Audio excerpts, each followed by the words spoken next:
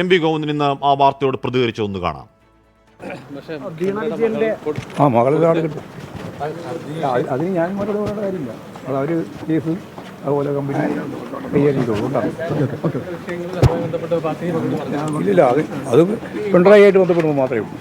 പാർട്ടിയെ തകർക്കാൻ വേണ്ടിയുള്ള നീക്കം വീണ്ടും അവരുടെ ഭാഗത്തുനിന്നുണ്ടാകുന്നു തന്നെയാണോ? അത് നേരത്തെ പറഞ്ഞു കഴിഞ്ഞാണ്.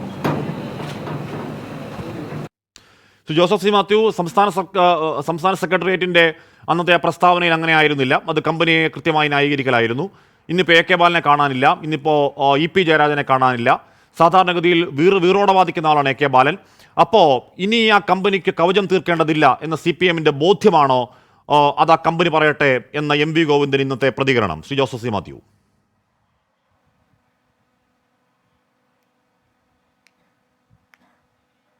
അങ്ങനെ ഒരു കവചം തീർക്കാൻ സാധ്യമല്ല എന്നുള്ള തിരിച്ചറിവാണെന്നാണ് ഞാൻ വിചാരിക്കുന്നത്. കാരണം ആദ്യ ദിവസം തന്നെ കമ്പനിയുടെ PR വർക്ക് ഏജൻസി പോലെ ആണ് CPM സെക്രട്ടേറിയറ്റിൻ്റെ പ്രസ്താവന പുറത്തിറങ്ങിയതെന്ന് നമുക്കറിയാം. ഇത് CPMൻ്റെ സാധാരണ അംഗങ്ങൾക്കോ PV അംഗങ്ങൾക്കോ ഒന്നും നാളിതുവരെ ലഭിച്ചിട്ടില്ലാത്ത ഒരു ആനുകൂല്യമാണ് ബന്ധുക്കളുടെ കമ്പനിയുടെ PR വർക്ക് സംസ്ഥാന സെക്രട്ടേറിയറ്റ് പത്രക്കുറിപ്പായിട്ട് ഇറക്കുക എന്നുള്ള രീതി.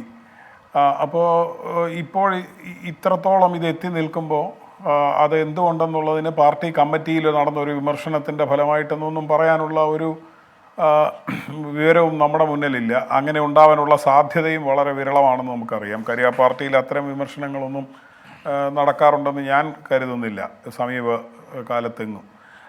അപ്പോൾ ഇത് ഇവരുടെ തന്നെ ഒരു തിരിച്ചറിവാണ്. ഇത് അങ്ങനെ വിരൽ കൊണ്ട് മറയ്ക്കാവുന്ന സ്റ്റേജ് കഴിഞ്ഞു എന്നുള്ളത്. നേരത്തെ ഇവർ ശ്രമിച്ചത് എന്താണ്? ആ പത്രക്കുറിപ്പിൻ്റെ അവസാന വാചകം നമ്മൾ നോക്കിയാൽ മറ്റ് പല ആരോപണങ്ങൾ പോലെ ഇതും കാലത്തിൻ്റെ ചവിറ്റുകൊട്ടയിൽ പോകും എന്നിവർ ആഗ്രഹിക്കുകയാണ് ചെയ്തത്. അന്വേഷണത്തിലേക്കൊന്നും പോകാതെ വെറുതെ മാധ്യമങ്ങളിലൊക്കെ വരുന്ന കുറച്ച് പ്രത്യാരോപണങ്ങളുടെ കൂട്ട് ഇത് വന്നു പോവുകയും അന്വേഷണം നടക്കുകയും ഇല്ല എന്നിവർ ആഗ്രഹിച്ചിരുന്നു. ഞാൻ വീണ്ടും ആവർത്തിക്കുന്നത്, അങ്ങനെ പറയുന്നതിന് ഇവർക്കൊരു പശ്ചാത്തലമുണ്ട്. ഞാൻ ഉറച്ചു വിശ്വസിക്കുന്ന കാര്യം ഞാൻ നേരത്തെയും പറഞ്ഞിട്ടുണ്ട് എന്തുകൊണ്ടെന്നുള്ളത്. നേരത്തെ നടന്ന ഒരു അന്വേഷണത്തെ മുഖ്യമന്ത്രിയും ഒക്കെ ഇടപെട്ട് അത് ഇല്ലാതാക്കിയതാണ്. അതുകൊണ്ട് ഇനിയും ഒരു അന്വേഷണം നടക്കും എന്ന് അവരൊരു പക്ഷേ പ്രതീക്ഷിച്ചിട്ടുണ്ടാവില്ല. അതുകൊണ്ട് കമല ഇൻ്റർനാഷണൽ, കുന്നംകുളത്തെ വീട്, അങ്ങനെ കുറേ കഥയൊക്കെ പറഞ്ഞ് അതിൻ്റെ പട്ടികയിലേക്ക് ഒന്നും കൂടി ചേർത്ത് വെച്ചുകൊണ്ട് ഇത് അങ്ങനെ കാലത്തിൻ്റെ ചവിറ്റുകൊട്ടയിൽ പോകും എന്ന് പറഞ്ഞ് ഇത് മാറ്റിവെക്കാനാണ് CPM ശ്രമിച്ചത്. സത്യത്തിൽ CPM എന്നൊരു പാർട്ടി അങ്ങനെ ചെയ്യുന്നത് തന്നെ അത്ഭുതപ്പെടുത്തുന്ന കാര്യമാണ്. ഒരു പാർട്ടിക്കുള്ളിൽ പോലും ഇത്തരം കാര്യത്തിലൊരു വിശദീകരണം ചോദിക്കലോ എന്തുകൊണ്ട് ഇത് സംഭവിച്ചു എന്ന് ചോദിക്കലോ ഇല്ല എന്നുള്ളത് ഒരു കാര്യം. രണ്ടാമത് പക്ഷേ ഞാൻ പറയുന്നത്, ഇതൊരു കമ്പനിക്ക് കവചം തീർക്കൽ മാത്രമല്ല.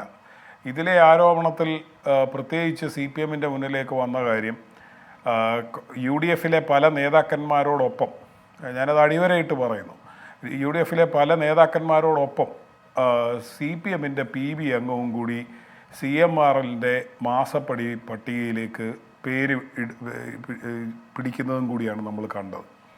അതുകൊണ്ട് അത് ബ്ലാക്കായിട്ടും വൈറ്റായിട്ടും പണം വാങ്ങിയെന്നും, അങ്ങനെ വൈറ്റായിട്ട് പണം വാങ്ങിയതിൻ്റെ ഒരു തെളിവ് മാത്രമാണ് ഈ എക്സാലോജിക്കിലേക്കും മകളുടെ അക്കൗണ്ടിലേക്കും വന്നു എന്ന് പറയുന്നത്.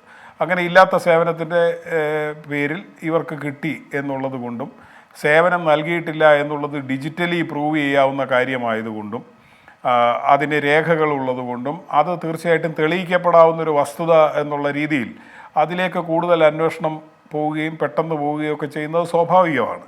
പക്ഷേ മറുഭാഗത്ത് അതിനേക്കാൾ ഭീമമായൊരു തുക ഈ രാഷ്ട്രീയ നേതാക്കന്മാരെല്ലാം കൂടി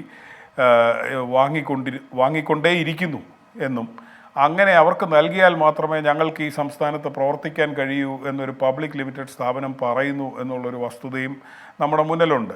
അത് കേട്ടും കേരളത്തിലെ ജനങ്ങൾ ഞെട്ടും എന്ന് എനിക്ക് തോന്നുന്നില്ല. ഈ പല നേതാക്കന്മാരും ഇങ്ങനെ പണം വാങ്ങുന്നു എന്നൊക്കെയുള്ളത് ഒരു സംസാരം എന്നുള്ള രീതിയിലെങ്കിലും പൊതുജനങ്ങൾ പലരും അങ്ങനെ ഈ രാഷ്ട്രീയ ആരോപണങ്ങളുടെ കൂട്ടത്തിൽ ഉന്നയിച്ചിട്ടുള്ള കാര്യമാണ്.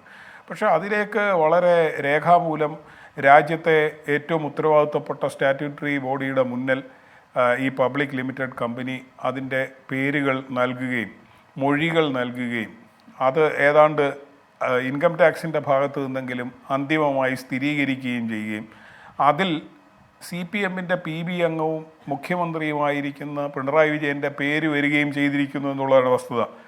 അപ്പോൾ അങ്ങനെ ഒരു വിഷയം വരുന്നിടത്ത് ഇത് പല ഘട്ടത്തിലും അദ്ദേഹത്തിൻ്റെ പേര് ഇതുപോലെ പരാമർശിക്കപ്പെടുന്നിടത്ത് ഞാൻ വീണ്ടും ഓർമ്മിപ്പിക്കുന്നു, പണ്ട് VS അങ്ങനെ ഒരു അദ്ദേഹത്തെക്കുറിച്ചുള്ളൊരു ചോദ്യം വന്നപ്പോൾ കൃത്യമായ ഉത്തരം പറയാതെ പരോക്ഷമായി ആ ചോദ്യത്തെ അനുകൂലിക്കുന്നു എന്ന് വ്യാഖ്യാനിക്കാവുന്ന രീതിയിൽ മറുപടി പറഞ്ഞു പോയപ്പോൾ തൊട്ടടുത്ത ദിവസം ശ്രീ പിണറായി വിജയൻ പറഞ്ഞത് PBയിൽ എൻ്റെ സഹപ്രവർത്തകനായ VS എന്നെക്കുറിച്ച് അങ്ങനെ ഒരു ചോദ്യം വന്നപ്പോൾ അങ്ങനെ ഒരു സംശയത്തിന് ഇട നൽകുന്ന രീതിയിൽ മറുപടി പറഞ്ഞ് പോകാൻ പാടില്ലായിരുന്നു, എന്നെ സംശയത്തിൻ്റെ നിഴലിൽ നിർത്താൻ പാടില്ലായിരുന്നു, കൃത്യമായ മറുപടി പറഞ്ഞു പോകണമായിരുന്നു എന്നാണ് പറഞ്ഞത്. വളരെ കൃത്യമായ നിലപാടാണതെന്നാണ് ഞാൻ വിചാരിക്കുന്നത്.